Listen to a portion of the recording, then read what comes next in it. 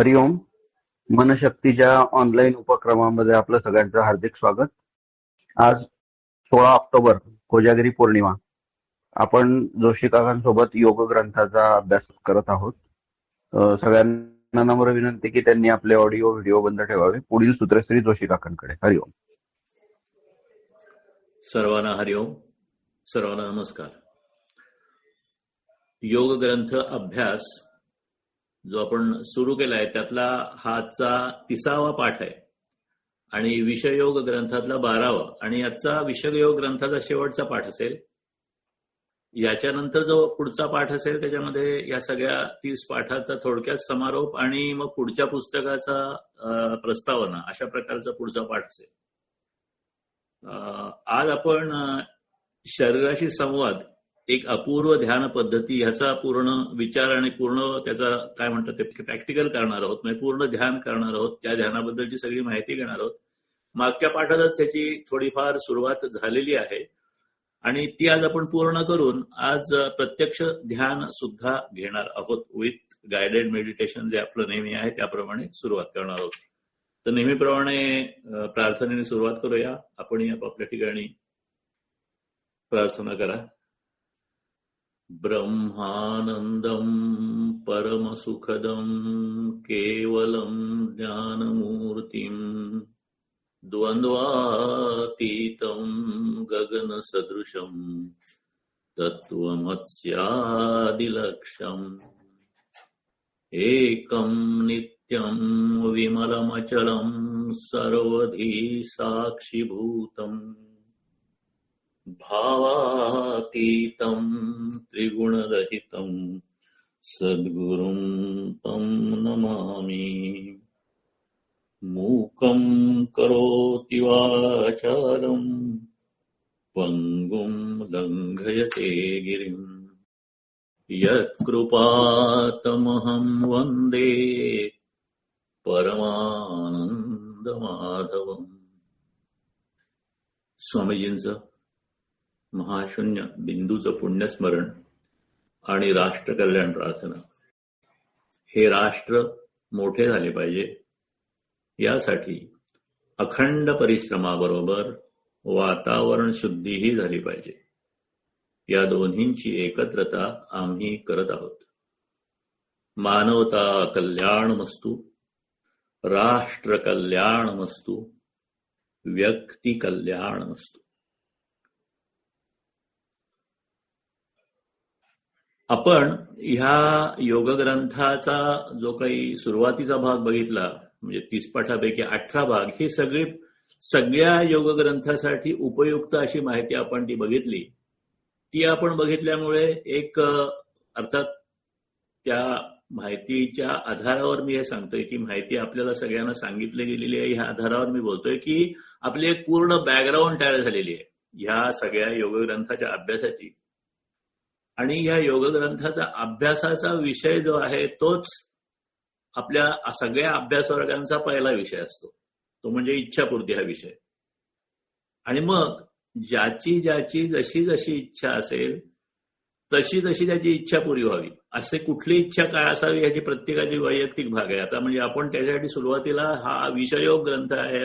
हा काम ह्याचा अर्थ कामना किंवा इच्छापूर्ती याचा. आणि इच्छापूर्ती विशेषत्वाने ज्या बेसिक इच्छा आहेत म्हणजे ज्या शारीरिक इच्छा आहेत, शरीरासंबंधीच्या इच्छा आहेत किंवा इंद्रियाच्या इच्छा आहेत, रूप रस स्पर्श गंध हे सगळे जे आहेत ह्या सगळ्या विषयाबद्दलचा विशेष विचार ह्या ग्रंथामध्ये आहे. आणि त्याच्यात सर्वात जी स्ट्रॉंग ती म्हणजे कामना म्हणजे अस्तित्वाची इच्छा किंवा आपलं अस्तित्व चालू राहण्याची इच्छा.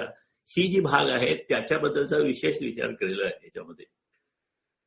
पुढच्या मध्ये जो आहे तो थोडक्या काही प्रमाणात आपण म्हटल्याप्रमाणे मनाच्या इच्छा आहेत. मनाच्या इच्छा म्हणजे कसं आहे बघा, प्रत्येकाला यश हवं आहे, प्रत्येकाला संपत्ती हवे, वैभव हवं आहे, कीर्ती हवे, प्रतिष्ठा हवे. आपापल्या पद्धतीने प्रत्येकाच्या काही महत्वाकांक्षा असतात या बाबतीत सुद्धा. पण त्या सुद्धा काही म्हटलं तरी भौतिक इच्छाच आहेत. म्हणजे ज्या इच्छा प्रत्येकाला असतात पण त्या इच्छा आयुष्यात कधीही पूर्ण होत नाहीत अशा या सगळ्या इच्छा आहेत. ह्याच्याबद्दलचा विचार योग ग्रंथ 2 करतात. आणि ह्या सगळ्या इच्छांचा पूर्ण विचार करून झाला की चौथा जो योगग्रंथ आहे श्रद्धायोग, तो श्रद्धायोग आपल्या ज्या अंतिम इच्छा, कारण ज्या आपण मी म्हणतो की 2 प्रकारच्या या इच्छा आहेत, एक म्हणजे भौतिक इच्छा आणि एक पारमार्थिक इच्छा. अभ्युदय आणि निश्रेयस अशी त्याची टेक्निकल नाव आहेत, जर का लक्षात ठेवायचे असेल तर. अभ्युदय याचा अर्थ आपल्या भौतिक इच्छा पूर्ती, आणि ह्या भौतिक इच्छा पूर्ती करता करता एक स्टेज अशी काही लोकांच्या तरी आयुष्यात येते की त्यांना असं वाटतं की आपण याच्या पलीकडे गेलं पाहिजे. मग परमार्थ सुरू होतो, आणि साधकत्वाचा संकल्प हा अल्टिमेटली परमार्थाचा संकल्प असतो, आणि त्याच्यामध्ये क्रमविकास कसा होईल ह्याबद्दलचा विचार आपण ह्या सगळ्या योगग्रंथात करतो. आणि त्यासाठी पहिले 18 पाठ आपण घेतले होते. ह्या सगळ्या पाठांचं सूत्र एक आहे की आपल्याला काही कोणी आपली इच्छा पूर्ती, जी कुठली इच्छा असेल ती पूर्ती काही कोणी मॅजिकनी करून देणार नाही, जादूनी करून देणार नाही. आपल्याला त्याचे प्रयत्न करायला पाहिजेत. स्वामीजींनी हे प्रत्येक ठिकाणी सांगितलं की प्रयत्नांती परमेश्वर असं ते म्हणायचंय, किंवा प्रयत्न हाच परमेश्वर असंही ते म्हणायचे. तर प्रयत्न काय करायचे मग आपल्याला? एक तर आपलं जीवनातलं नेहमीचं वर्तन चांगलं राहिलं पाहिजे, म्हणजे वर्तनात्मक प्रयत्न हा एक भाग. आणि ह्या वर्तमानातले जे प्रयत्न आपण करू, ह्या प्रयत्नाला थोडी शांतीची जोड म्हणून ध्यान.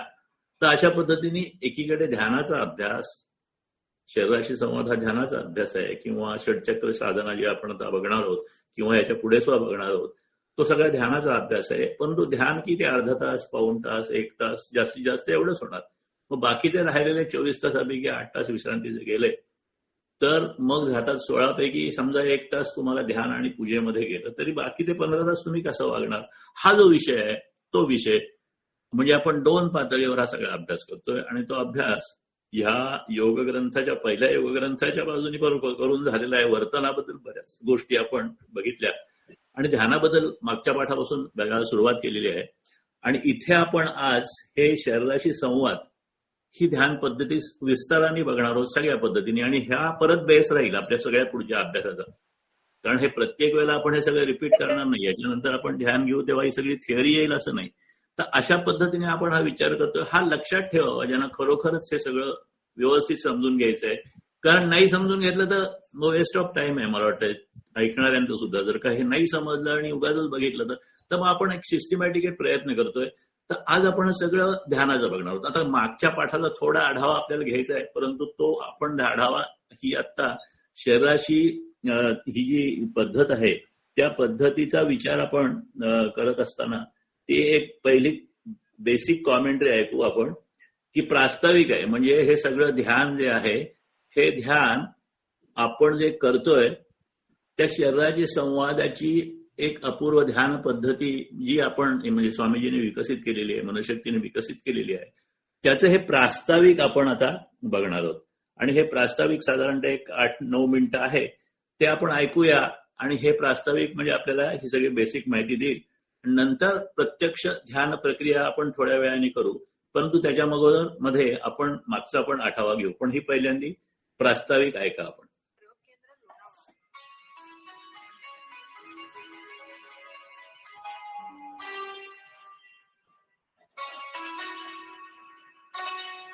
स्वामी विज्ञानानंद यांच्या अभ्यास संशोधनावर आधारित एक अपूर्व ध्यान पद्धती, शरीराशी संवाद.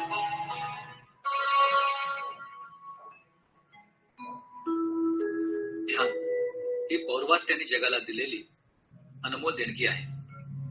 एकाग्रता, कार्यक्षमता, मनशांती, उत्साह, मन आणि शरीराचे संतुलन अशा अनेक गोष्टी ध्यानामुळे साध्य होतात. स्वामी विज्ञानानंद यांनी ध्यानाची सोपी व्याख्या केली आहे. ध्यान म्हणजेच धी अधिक न. धी म्हणजे बुद्धी, न म्हणजे नाही. बुद्धीच्या अहंकाराला नकार देण्याची अवस्था निर्माण करणं म्हणजे ध्यान. खरं म्हटलं तर आपण सततच ध्यान देत असतो. ते बाह्य ठिकाणी पंचेंद्रियांच्या माध्यमातून आपण बाहेरचे अनुभव सुखाकांक्षी मनापर्यंत पोहोचवत असतो. पंचेंद्रियांचे दरवाजे बंद करून आतल्या मी कडे लक्ष देणं म्हणजे ध्यान. पण आपलं मन अतिशय चंचल आहे. काम, क्रोध, लोभ, मद, मत्सर, माया या षड्विकारांच्या पाशांनी आपल्या मनाला घट्ट आवळून ठेवलं आहे. आपलं सुखाकांक्षी मन या षड्विकारांच्या सहाय्याने सुख घेण्यासाठी धडपडत असतं. मन वढाय वढाय उभ्या पिकातल ढोर, किती हाकला हाकला फिर येत पिकावर. अशी मनाची अवस्था आहे. या चंचल मनाला स्थिर माध्यमावर, श्रद्धास्थानावर, एखाद्या संकल्पनेवर एकाग्रता करायला लावून ध्यान करायला प्रवृत्त केल्यास अपूर्व शांतीचा अनुभव येतो. त्यासाठी कुंडलिनी योग ही अत्यंत प्रभावी ध्यानशक्ती घेण्याची पद्धत येथे सांगितली आहे. या पद्धतीचे मूळ हजारो वर्षांपूर्वीचे आहे. शरीराशी संवाद साधत कुंडलिनी शक्ती जाणण्याची ही एक अपूर्व ध्यान पद्धत स्वामी विज्ञानानंद यांनी सुचवलेली आहे. या कॅसेटच्या माध्यमातून आपण ती अनुभवणार आहोत. पाठ करण्याच्या तळाशी जो शक्तीचा प्रचंड साठा मानला आहे त्याला कुंडलिनी असे नाव प्राचीन शोधकांनी दिलं आहे. या शक्तीला नागिन असंही म्हटलं आहे. ज्ञानेश्वर महाराजांनीही कुंडलिनीचे वर्णन नागिन असेच केले आहे. नागिणीचे पिले कुंकुमे नाहले, वळण घेऊन आले सेजे जैसे. तैसी ते कुंडलिनी मोटकी औट वळणी, अधोमुख सर्पिणी निदेली असे. विद्युल्लतेची विडी वन्ही ज्वाळांची घडी, पंथ रेयाची चोखडी घोटी व जैशी. नागिणीचे कुंकवासारखे लाल पिल्लू जसे वेटोळे करून बसावे तशी ती कुंडलिनी नाडी लहानशी 3.5 फेऱ्यांचे वेटोळे घालून आणि खाली तोंड करून एखाद्या सर्पिणीसारखी निजलेली असते. जशी विजेची सुरळी किंवा अग्निज्वालांची वळी किंवा सोन्याची चोख घोटलेली लगडी असावी तशी ती कुंडलिनी असते. कुंडलिनी जागृतीच्या प्रयत्नात अनेक धोके उद्भवतात. ते धोके टाळून साधनेचा लाभ देणारी अधिक निर्धोक साधना शरीराशी संवाद ही या कॅसेटमध्ये सांगितलेली आहे. आपल्या शरीरात एकंदर 6 चक्र अथवा शक्तिस्थाने कल्पिलेली आहेत. त्या प्रत्येक चक्रावर क्रमाक्रमाने एकाग्र होऊन 7व्या सर्वोच्च स्थानापर्यंत पोहोचणे हे या साधनेचे साध्य आहे. पाठ करण्याच्या तळाशी मन एकाग्र करून सुरुवात करावी. नादाच्या माध्यमातून कुंडलिनी शक्तीचे भान राखावे. मन शांत निर्विकल्प करावे. त्यानंतर जे घडेल ते सहजतेने होऊ द्यावे. सर्वात खालचे पाठ करण्याच्या टोकाचे पहिले चक्र मूलाधार चक्र. पहिल्याच्या वर त्याचे नाव स्वाधिष्ठान. तिसरे बेंबीच्या भागात त्याचे नाव नाभी किंवा मणिपूर चक्र. चौथे अनाहत चक्र हृदयाजवळ.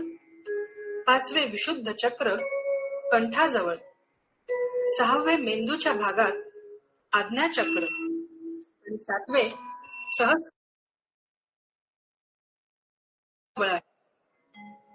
ध्यानाचा मूळ हेतू मनाची समता स्थिती, शांती स्थिती निर्माण करणं हा असावा. या शांत स्थितीतून शक्तीचा अनुभव येतो.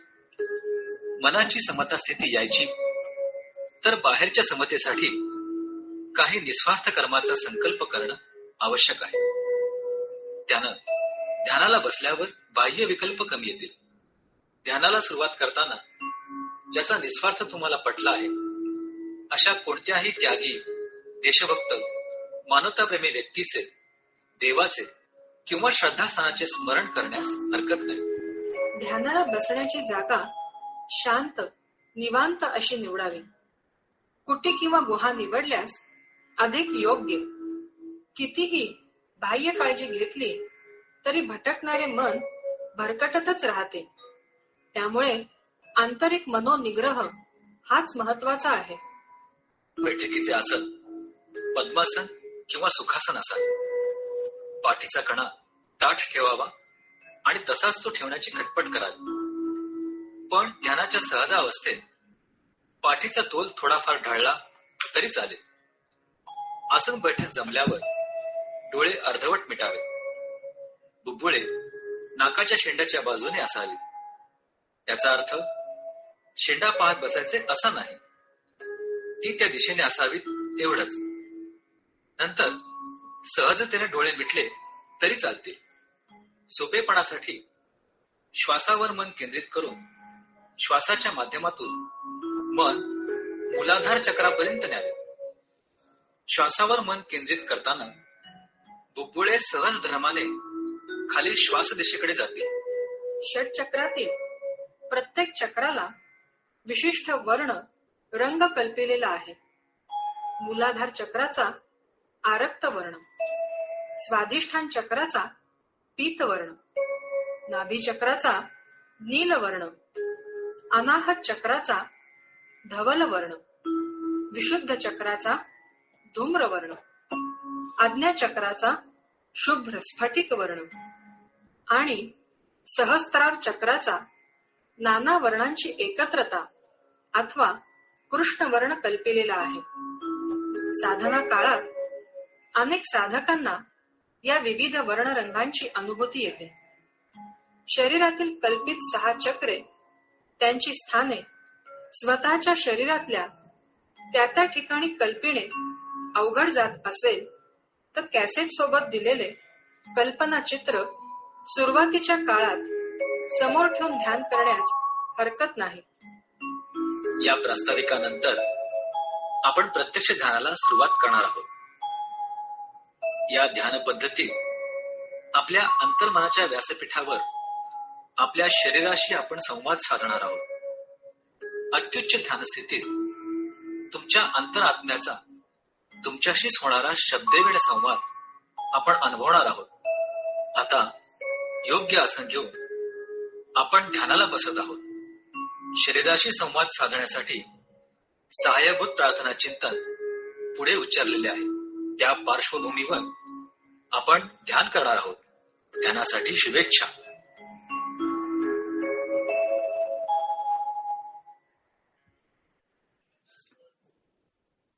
तर ही जी ध्यान पद्धती आहे, येतो ना आवाज? ऐकू येतो ना माझा व्यवस्थित? तर ही सगळी ध्यान पद्धती आणि हे जर प्रास्ताविक आपण व्यवस्थित आता सगळं जशा पद्धतीने दिलाय त्या पद्धतीनेच ऐकलं. आणि ही सगळी माहिती आपल्याला बॅकग्राऊंडवर ठेवायची, कारण प्रत्येक वेळेला आपण ही माहिती ऐकणार नाहीये. आता आज प्रत्यक्ष ध्यान करायच्या अगोदर काही थोडीशी आढावा मागचा, म्हणजे मागच्या पाठाचा आढावा, काही लोक त्यावेळेला नसतील कदाचित, तर त्यांच्यासाठी तर तो आपण बघतो आहोत. आणि त्याच्यासाठी आता मी परत तर मागच्या वेळेला आपण परिशिष्ट अ बघितलं होतं. परिशिष्ट अ आणि परिशिष्ट ब अशी 2 परिशिष्ट आहेत या विषय वगैरे. त्यातलं परिशिष्ट 1 आपण डिटेलमध्ये मागच्या वेळेला बघितलं. त्याच्यामध्ये 18 मुद्दे होते. त्याच्यामध्ये प्राथमिक माहितीचा मुद्दा, त्याच्यानंतर दुसरा कुंडलिनी योग ही अत्यंत प्रभावी ध्यान पद्धती आहे याच्याबद्दलची काही माहिती, नंतर संयम करून ध्यान कसं करावे याबद्दल सविस्तर मार्गदर्शन, श्रेष्ठी सहाय्य किंवा आश्रम सहाय्य कशा पद्धतीने उपलब्ध असू शकतं त्याच्याबद्दल महाशून्य बिंदूच्या सहाय्याची माहिती बघितली. प्रत्येक ध्यान करणाऱ्यांनी सत्संकल्प करणे आणि तो संकल्प पाळणं आवश्यक आहे ही गोष्ट आपण बघितली. ध्यानस्थान आयडियली कसं असावं आणि प्रॅक्टिकली आपल्याला कसं जास्तीत जास्त ते चांगलं ठेवता येईल किंवा सुटेबल ठेवता येईल ते आपण बघितलं. नंतर बैठकीचं आसन कसं असावं त्याच्याबद्दल बघितलं. नंतर रंग आणि नाद जे आत्ता सांगितलंय किंवा इतर ठिकाणी सांगितले जातात त्याच्याबद्दल काही मतभेदाची स्थळं आहेत ती आपण बघितली, किंवा त्यात काही वैयक्तिक भाग कसा असू शकतो आणि त्यामुळे काही व्हेरिएशन किंवा काही बदल कसे होऊ शकतात त्याच्याबद्दलची चर्चा केली. आणि नाद म्हणा, बिंदू म्हणा, रंग म्हणा, हे सगळं जरी असलं तरी त्याचं महत्व नाहीये, कारण ते शेवटी त्या अवस्थेतून जात असताना त्या मानसिक पातळीवर चढणे, जो त्या प्रवासात जो अनुभव येतील तो अनुभव घेणं आणि अखेर शेवटी शब्दशून्य पातळी गाठणं, ही प्रक्रिया ही खूप महत्वाची आहे. आणि शेवटची जी स्टेज असेल त्यावेळेला कल्पनाशून्य, रंगशून्य आणि पूर्ण शून्य, शून्य पूर्ण अशा पद्धतीची स्थिती गाठणं हे ध्येय आहे. म्हणून गती म्हणा, बिंदू म्हणा, तेज, वर्ण ही सगळी जी आहेत किंवा कॉमेंट्री ही सगळी जी प्रतीक आहेत ती मनाला एकाग्र करून एक योग्य पद्धतीने त्याला गाईड करण्यासाठीच आहेत. तेवढंच त्याचं महत्व आहे. ते महत्व लक्षात घेऊन ते आपण त्याचा उपयोग करायचा. नंतर ध्यान परीक्षेमध्ये सहजता राखा असं स्वामीजींनी म्हटलंय. कारण कुंडलिनी ध्यानाचे जर का चुकीच्या पद्धतीने केलं तर काही धोके पण असू शकतात. तर ते धोके आपल्याला टाळायचे असतील तर ती काही काळजी घ्यायला पाहिजे. म्हणजे थोडक्यात सहजता ठेवावी, कुठल्याही प्रकारची ओढाताण नसावी, आग्रह नसावा, दुराग्रह नसावा, हे असंच का तसंच का असं नसावं.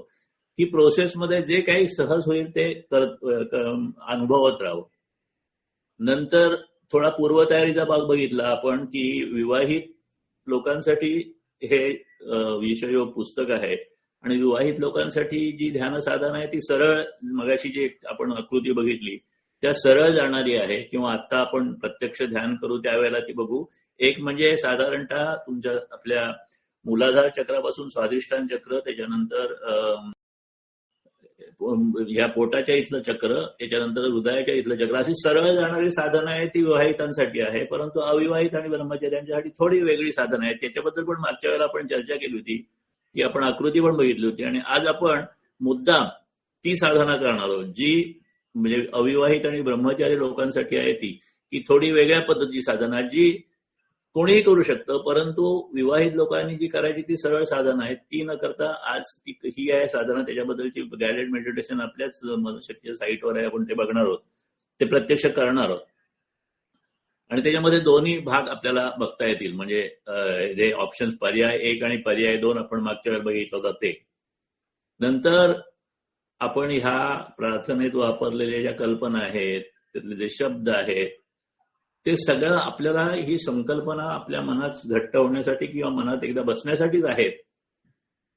म्हणून त्या सुरुवातीला वापराव्या, ज्यांना पाहिजे त्यांनी नंतर पण वापराव्या. पण ती प्रोसेस महत्वाची आहे. शब्द जे आहेत किंवा शब्दाचा अर्थ आहे तेवढा लक्षात ठेवणं आवश्यक आहे आणि त्या प्रोसेस प्रमाणे जाणं आवश्यक आहे.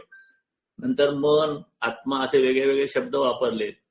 त्या शब्दांचा अर्थ एवढाच आहे की आपलं जे भरकटणारं मन आहे त्याला एकत्र आणून एकाग्र करण्यासाठी ज्या ज्या वेगळ्या गोष्टी सांगितल्या त्याच्यासाठी हे शब्द वापरलेले आहेत. पूर्वसंकल्प आवश्यक आहे. संकल्पाशिवाय काहीच होत नाही. म्हणजे पूर्वसंकल्प हा ध्यानाचा असणं आवश्यक आहे. पूर्वसंकल्प हा आपल्या कल्याणाचा असणं आवश्यक आहे. तो पूर्वसंकल्प आवश्यक आहे. आणि 6व्या किंवा आज्ञाचक्रापर्यंत साधनेच्या प्रक्रियेत पोचल्यानंतर तिथे ध्यान सूचना संपतात.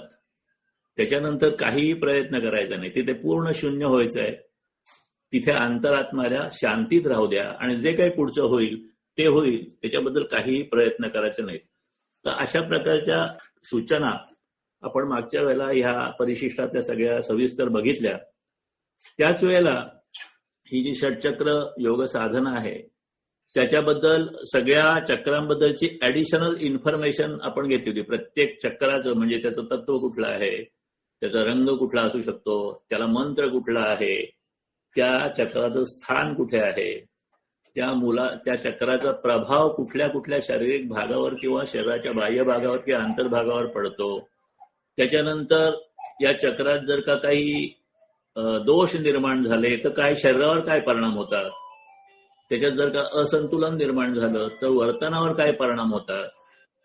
चक्र जर संतुलित असेल तर कसं त्याची लक्षणं काय असतात म्हणजे चांगल्या चक्राची, आणि चक्र संतुलित करण्यासाठी आसनं, ह्याच्याबद्दलची ही काही फक्त संदर्भासाठी प्रत्येक चक्राची आपण माहिती बघितली होती. आणि त्याप्रमाणे आपण त्या सगळ्या चक्रांचा एकदा बघितला. कारण ही शरीरात 7 चक्र किंवा 6 चक्र किंवा ही शक्तिस्थान आहेत ज्यातून प्राणशक्ती फिरत असते. त्या चक्रात जर का व्यवस्थित शक्तीचं चलनवलन होत नसेल तर काही आजारांचं कारण ठरू शकतं. म्हणून चक्राची माहिती, चक्राचा अर्थ समजून घेणं आणि ती चक्र योग्य पद्धतीने राहण्यासाठी आपण काय केलं पाहिजे हे सगळं जाणून घेणं जनरल माहितीसाठी महत्वाचं आहे. आणि जेव्हा ते अवरोधित असेल त्यावेळेला काय करायचं याच्याबद्दलचं मार्गदर्शन योगासनामध्ये किंवा योगाचे एक्सपर्ट देऊ शकतात. ते सुद्धा आपण कधी आवश्यक वाटलं तर घेऊ शकतो. परंतु ह्या गायडेड मेडिटेशन मध्ये दोनच प्रकार आहेत. एक म्हणजे विवाहित लोकांनी करायची साधना, ध्यान साधना, आणि जे विवाहित नाही किंवा जे लहान आहेत, म्हणजे तरुण आहेत, लग्नाच्या वयाच्या अलीकडचे तरुण आहेत ते, किंवा विवाहित आहेत परंतु त्यांनी नंतर काही संकल्प केलेले असतील, अशा कुठल्याही स्त्री पुरुषांनी ही साधना, सरळ साधना टाळून ती थोडीशी वेगळ्या प्रकारची साधना आहे ती करावी, असं आपण त्यावेळेला बघितलं. आणि परिशिष्ट ब जे आहे त्याच्यामध्ये योग आणि कामविकाराचा संबंध, ह्याच्याबद्दल साधारणतः 15-20 पानं माहिती दिलेली आहेत. म्हणजे ह्याच्यामध्ये बघा, ही सगळी बरीचशी टेक्निकल माहिती आहे. शरीरातली योग्य चक्र कुठली आहेत, त्या चक्रांचा प्लेक्सेसशी संबंध काय आहे, त्या प्लेक्सेसचा चक्राचा वेगळ्या वेगळा परस्पर संबंध काय आहे, नंतर कामविकार संबंधीची प्लेक्सेस कुठली आहेत, स्वाधिष्ठान चक्राकडेच कामविकार जागृतीचा धोका का, याच्याबद्दलची जनरल चर्चा आपण आधीच केलेली आहे. त्याची फार टेक्निकल माहिती आणि शरीराच्या शरीरशास्त्राच्या दृष्टीने सगळे डिटेल्स या संदर्भ ह्याच्यात दिलेले आहेत, त्याच्या फिगर्स दिलेल्या आहेत. आणि स्वाधिष्ठान चक्र टाळून जर का पेल्विक प्लेक्ससचा वापर केला, एक अल्टरनेटिव्ह जो आहे म्हणजे विवाहित नाहीत त्यांच्यासाठी, त्याच्यामध्ये धोका कमी आहे तो कसा, ह्या सगळ्याची सविस्तर माहिती दिलेली आहे. मी म्हटल्याबरोबर ही खूप टेक्निकल आहे, सगळ्यांना समजायला ती अवघड आहे, कारण शरीरशास्त्राच्या दृष्टीने ती सगळी दिलेली आहे. पण ते पुस्तक परिपूर्ण असावं आणि स्वामीजी जे म्हणतायत त्याच्यासाठी सबस्टॅन्शिएट करणारी ती माहिती आहे म्हणून ती तिथे देणं आवश्यक होतच. परंतु आपल्याला उपायाच्या दृष्टीने त्यातली बरीचशी माहिती टेक्निकली समजणं अनावश्यक आहे, पण त्यातला जो उपायाचा भाग आहे तो आपण, काळजीचा भाग आहे तो ध्यान सूचनामध्ये केलेला आहे, तो आपण बघणार आहोत. आणि इथे त्या स्वाधिष्ठान चक्रातले धोके टाळून पेल्विक प्लेक्सेसचा किंवा प्लीहा चक्राचा पर्याय अविवाहित आणि ब्रह्मचारी व्रतधारींसाठी सुचवलेला आहे. आता परत एकदा मी स्क्रीन शेअर करतो, कारण आपल्याला पुढे ध्यानाकडे जायचं आहे. तर आता आपण मगाशी ती एक जी फिगर बघितली, म्हणजे सरळ ध्यान वरती जाणारं आणि एक थोडं वाकडं, म्हणजे तुमच्या मूलाधार चक्राकडून स्वाधिष्ठानकडे न जाता वरती प्लीहा चक्राकडे आणि प्लीहा चक्राकडून खाली येणं, अशा दोन प्रकारची ध्यान बघितली. तर ते दोन्ही अल्टरनेटिव्ह ह्या आपल्याला याच्यामध्ये बघायला मिळणार आहेत. तर ही जी आपली जी ध्यान पद्धती आहे ती आपण आता बघणार आहोत.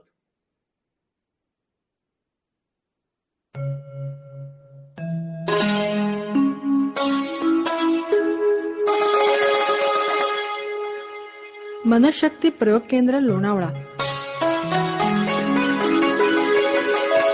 किंवा ही फिगरच दिसत राहील आणि वर्णन बाकी ऐकू येईल, ते ऐका आणि त्याप्रमाणे ध्यान करायचं आपल्याला. ही सगळी डिटेल ध्यानाची म्हणजे शरीराशी संवाद आणि ती जी बॅचलर्ससाठी किंवा अविवाहितांसाठी आहे ती पद्धत आपण बघतो.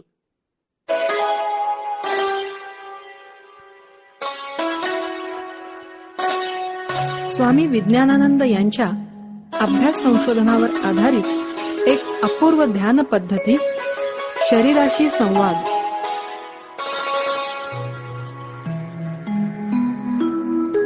ध्यान ही पौर्वात्याने जगाला दिलेली अनमोल देणगी आहे. एकाग्रता, कार्यक्षमता, मनशांती, उत्साह, मन आणि शरीराचे संतुलन अशा अनेक गोष्टी ध्यानामुळे साध्य होतात. स्वामी विज्ञानानंद यांनी ध्यानाची सोपी व्याख्या केली आहे.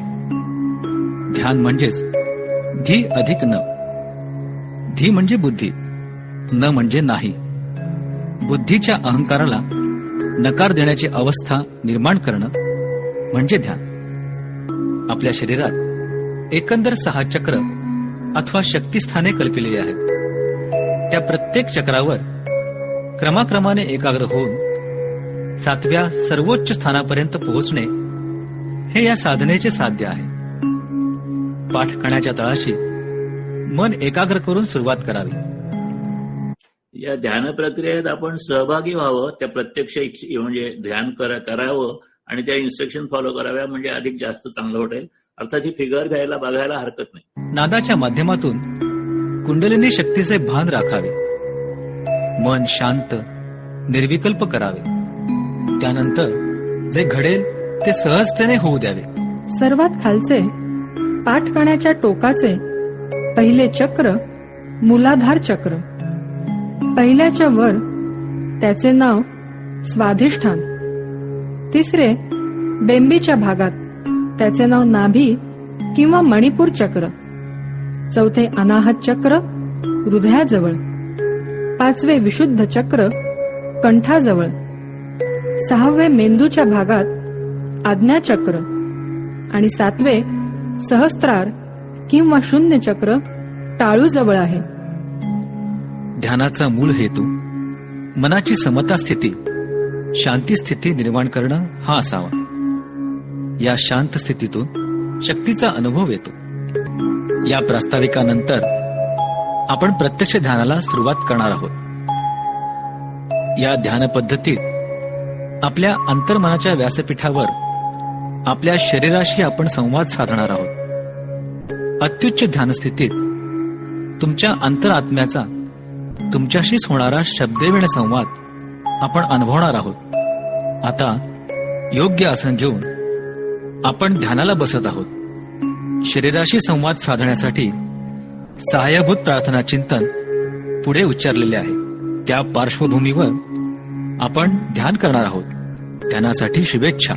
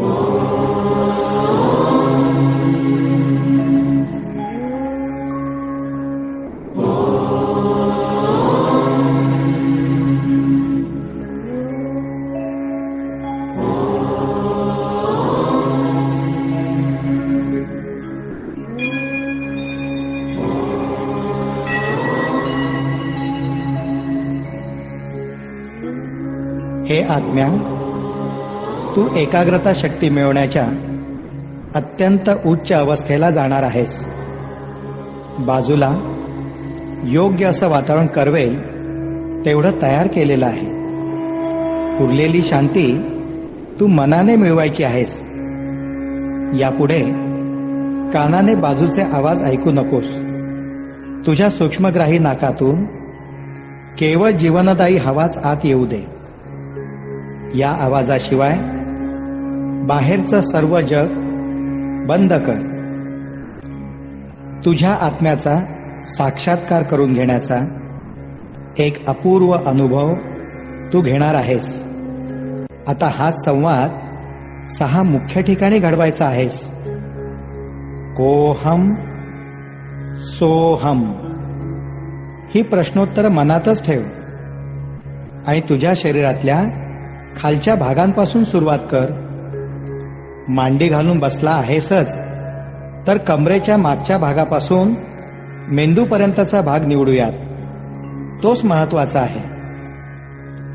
हे जीवा, तू तुझ्या जाणीवेचा प्रचंड साठा पाठकण्याच्या खालच्या टोकाला करून ठेवला आहेस. तेथे कितीतरी वाटांनी तुझी शक्ती येते आणि जाते. शरीरातल्या या मागच्या पहिल्या चक्राचं नाव आहे मूलाधार चक्र. हा चौक महत्वाचा आहे. स्वच्छतेची केंद्र इथंच आहेत. जीव निर्माण करण्याची हत्यारं इथंच आहेत. हे प्रथम शुद्ध करायला हवं. जा, या चौकामधून नसानसांच्या वाटांनी समतेचा, ओजाचा, शक्तीचा संदेश पोहोचव. पहा पहा, अगदी तळातून एक सूक्ष्म ओज वर वर येत आहे. किती तेज त्याचं, केवढी दीप्ती, रंग सांगता येणार नाही. तरीही सर्व बाजूंनी लखलखत तेज. बिंदूत साठवलेलं ब्रह्मांड वर वर येत आहे. पण तुझं ध्यान बिंदूवरच राहू दे. बाकीचं काम तेजाच्या उलट्या धारा आपोआप करतील. या चौकात तू यशस्वी झालास. ओहम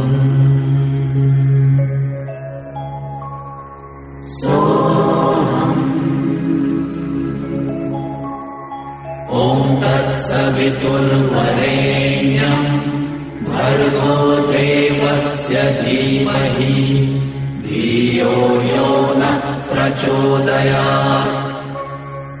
ज्यानं तुझ्या जीवनाला स्वच्छता दिली, मूळचं तेज राखायला जागा दिली, तो मूळचा चौक म्हणजे स्वाधिष्ठान चक्र. ते तू ओलांडत आहेस. तेथे पुन्हा प्रश्न विचार. Ohm ohm. उत्तर येईल सोहम सोहम. तेच तेज, तेच तेज.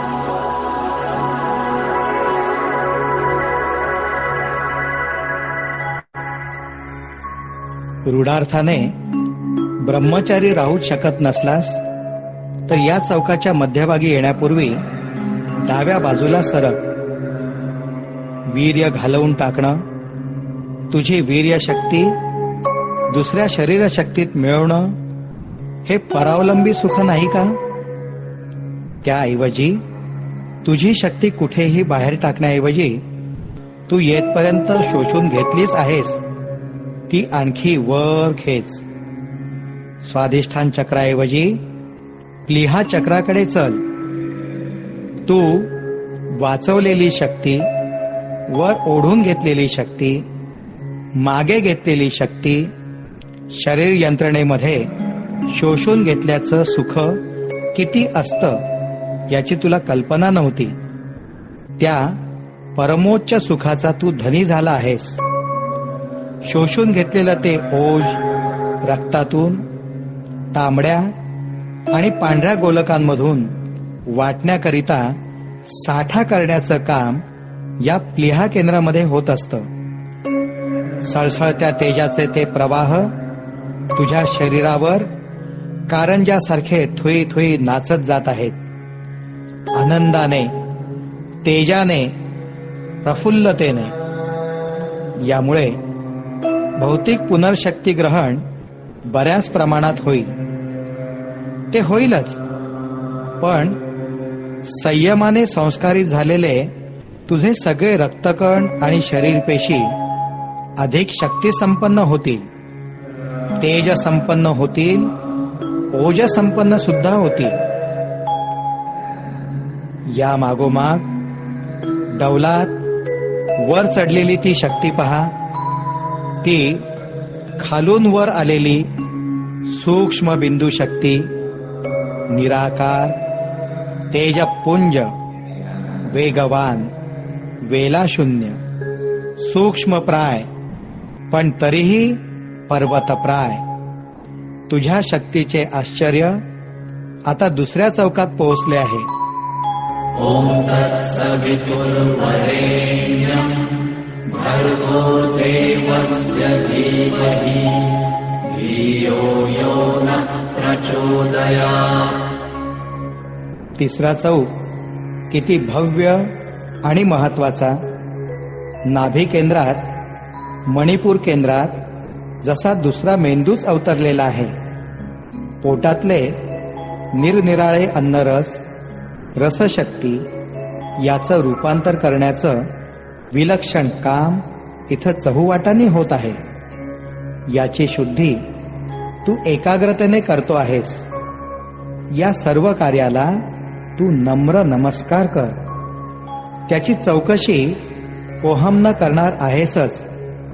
तुझ्या सर्व अन्नाचं सुरेख शक्तीत रूपांतर करणारे हे तुझे पेशी सहकारी आहेत. त्यांना दिवसभर शांतीने वागव.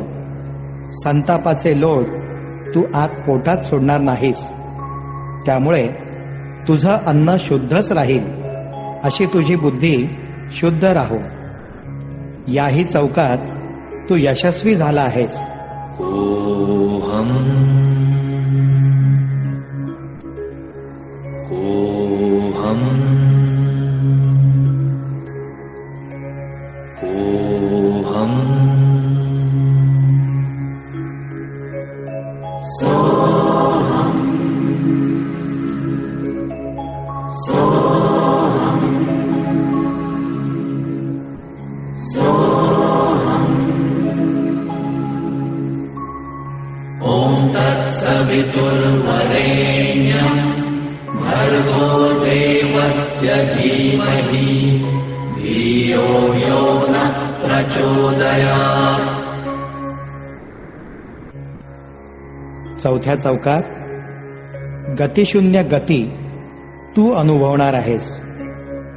केवढं आश्चर्य आहे. तिसऱ्या चौकात अन्न तयार होण्यासाठी जी गती लागली ती वाटण्याचं कार्य या अनाहत चक्र चौकात चाललं आहे. तू ती शक्ती धसमुसळेपणाने वापरू नकोस. शांत प्रवाहीपणानं या चौकातून ती गती जाऊ दे. तुझ्या जीवनाचं चक्र अखंड चालवणाऱ्या या चौकात उभा राहून विचार. कोहम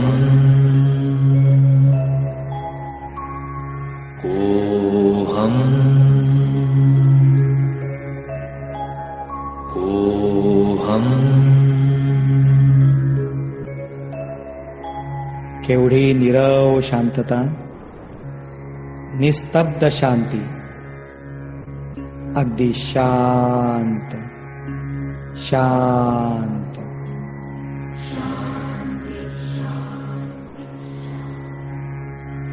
खालपासून वर येणारं तेज तुझ्या या शांतीतच वरपर्यंत चढलं जात आहे.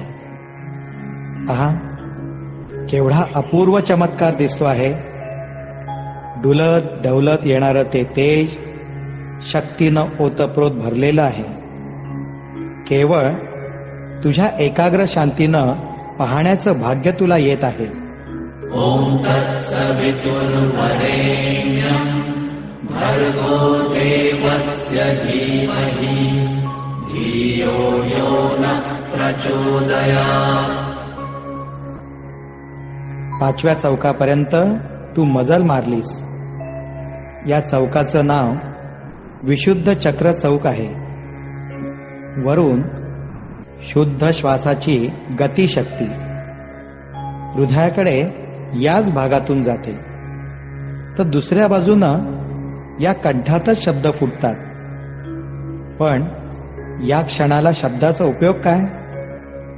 मनातल्या मनात सुद्धा शब्द उच्चारू नकोस. या स्थानचक्राला निशब्द शांती मिळू दे. त्यानंच शक्ती प्रवाह शांत होईल, तेजोमय राहील. द्रष्टा हो, बोलू नकोस. आता फार वरच्या अवस्थेला जातो आहेस. शक्ती वर वर येते आहे. ॐ तत्सवितुर्वरेण्यं भर्गो देवस्य धीमहि धियो यो नः प्रचोदयात्. 6व्या आणि अखेरच्या केंद्रामध्ये शक्ती वर आलेली आहे. या केंद्राचं नाव आहे आज्ञाचक्र.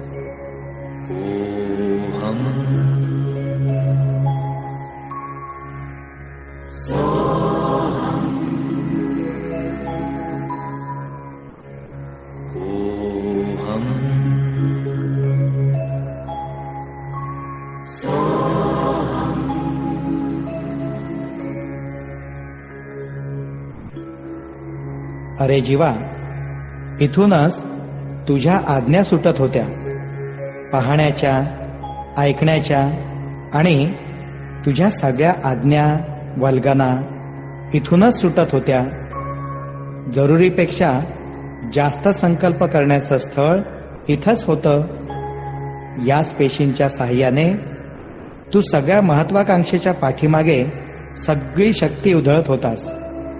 ठीक आहे, तुझ्या महत्वाकांक्षा पुऱ्या होण्यासाठी शक्ती राखशील का नाही? उत्तम उन्नतीसाठी काही काळ शांती पाहिजे. ती तुला इथल्या पेशींशी समजूत करूनच साधेल. तर मनानं सुद्धा पाहायचं थांबव. अगदी पूर्ण पूर्ण पूर्ण. आता पूर्ण कल्पना शून्य हो. शांत हो. शांत शांत शांत.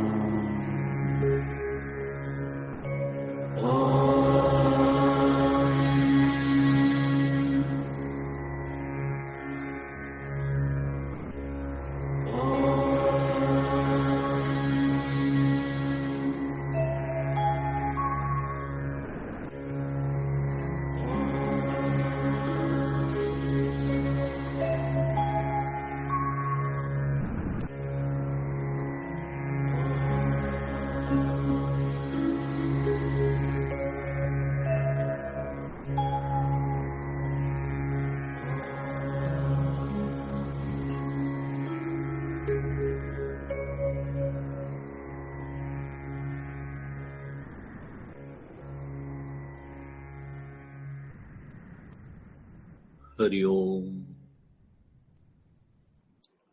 हरि ओम हरि ओम. हळूहळू डोळे उघडा. नॉर्मल स्थितीला या.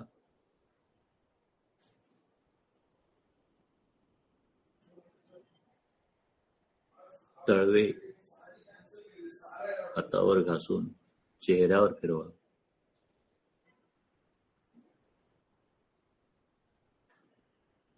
या ठिकाणी आपली ध्यान प्रक्रिया पूर्ण झाली.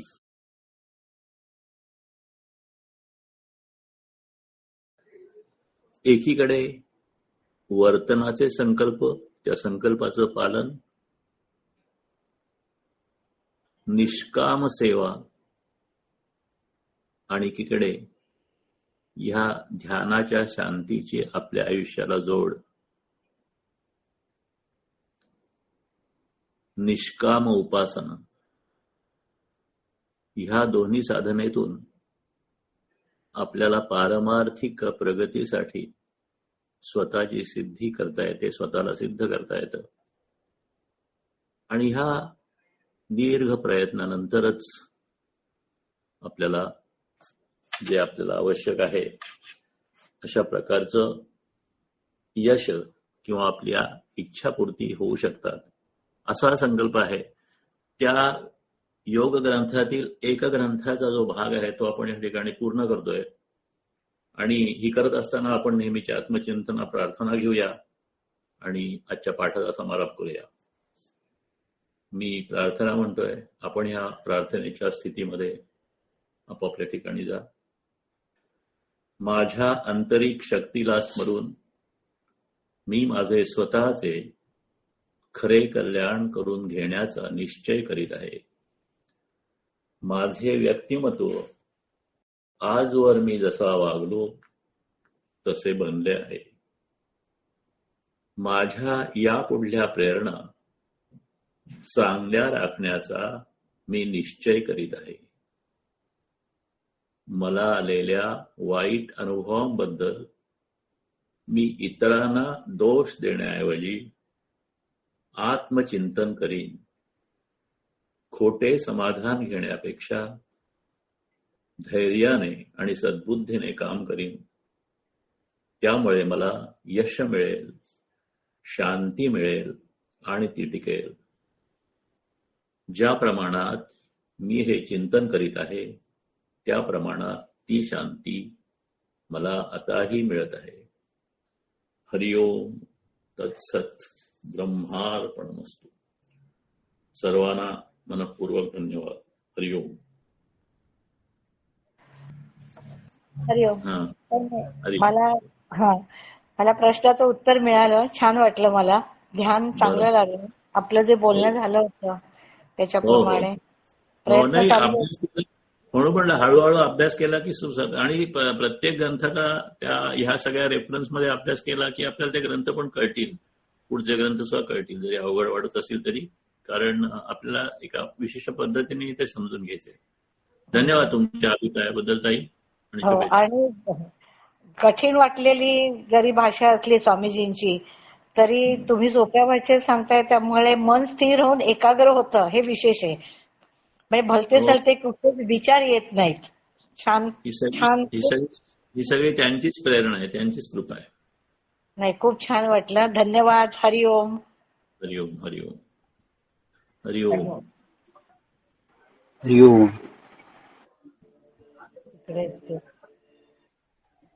चालेल, चला हरिओम. लॉग आउट करूया, परत भेटूया पुढच्या बुधवारी. हरिओम.